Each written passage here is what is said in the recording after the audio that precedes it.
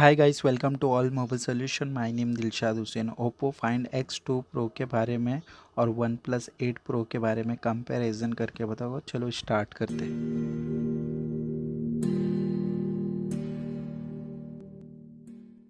Oppo find X2 12 GB RAM 256 GB storage है। Display inch 6.7 inch दिया है। AMOLED display दिया, 120 हर्ट दिया है।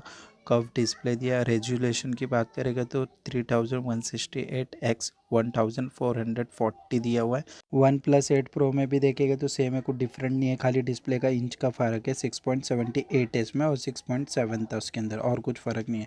कैमरा और प्रो सॉफ्टवेयर की बात कर लेते क्या है इसके। ओप्पो फाइंड X2 प्रो में देखेंगे तो ट्रिपल कैमरा दिया है। फर्स्ट वाला कैमरे की बात करेंगे तो 48 मेगापिक्सल दिया हुआ है प्राइमरी। सेकंड वाला देखिएगा अल्ट्रा वाइड 48 मेगापिक्सल दिया है, 128 डिग्री। और टेलीफोटो की बात करेंगे तो थर्ड वाला कैमरा 30 मेगापिक्सल दिया हुआ है।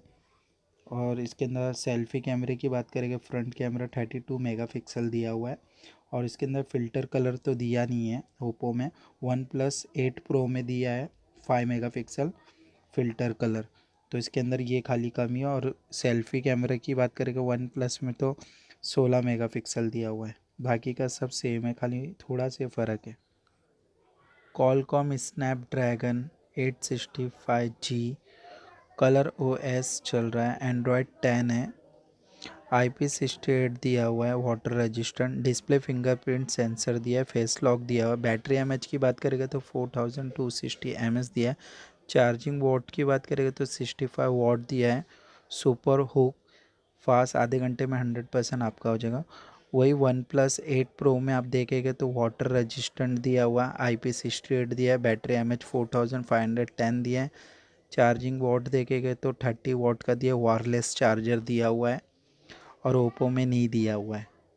सब सिमिलर है। आपको कौन सा पसंद आया मोबाइल इसमें से, आप मुझे कमेंट करके बताइए। Thank you so much guys.